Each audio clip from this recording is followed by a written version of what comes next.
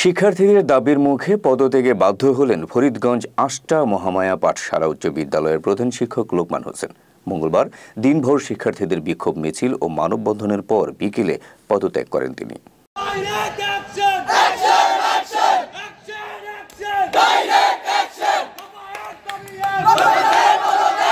প্রধান শিক্ষক লোকমান হোসেনের পদত্যাগ দাবিতে সোমবার সকাল 10টা থেকে সাধারণ শিক্ষার্থী, অভিভাবক ও এলাকাবাসীর আয়োজনে বিদ্যালয় প্রাঙ্গণে এই বিক্ষোভ মিছিল ও মানববন্ধন শুরু হয়।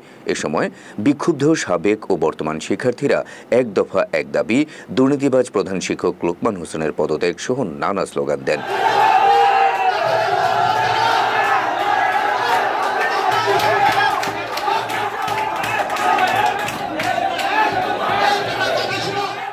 সেই সাথে তারা প্রধান শিক্ষকের বিরুদ্ধে অবৈধ নিয়োগ, স্কুল সংশ্লিষ্ট দিঘির লিজকৃত অর্থসহ বিদ্যালয়ের আনুষঙ্গিক বিষয়ে দুর্নীতি, অনিয়ম ও স্বেচ্ছাচারিতার বিষয়ে অভিযোগ তুলে ধরেন।